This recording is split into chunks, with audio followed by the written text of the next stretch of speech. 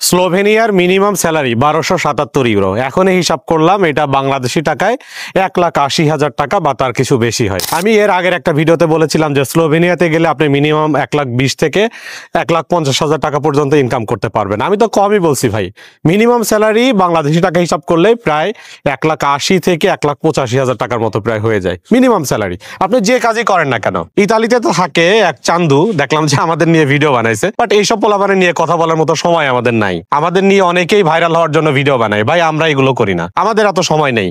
But authentic information যেটা স্লোভেনিয়ার immigration ডিপার্টমেন্টের যে ওয়েবসাইট আছে সেখানে ঢুকলেই আপনি পেয়ে যাবেন এই ইনফরমেশন গুলো। 1277 ইউরোর কমে কোনো কোম্পানি কিন্তু বেতন দিতে পারবে না। তো এই বিষয়টা আমরা জেনেই কিন্তু ভিডিওটা বানিয়েছিলাম, বাট আমাদের নিয়ে ওই যে ভাইরাল হওয়ার জন্য ভিডিও বানিয়েছে একটা। কোনো সমস্যা নেই, যারা স্লোভেনিয়াতে যেতে চান যেতে পারেন। বাংলাদেশ থেকে যদি স্লোভেনিয়াতে যেতে চান অবশ্যই ইন্ডিয়াতে যে এম্বাসি ফেস করতে হবে, যে এজেন্সির মাধ্যমে যান না কেন আপনারা কথা বলবেন, ইন্ডিয়ার ভিসা সহ এগ্রিমেন্ট করবেন, ইনশাল্লাহ ভিসার রেশিও ভালো, আলহামদুলিল্লাহ।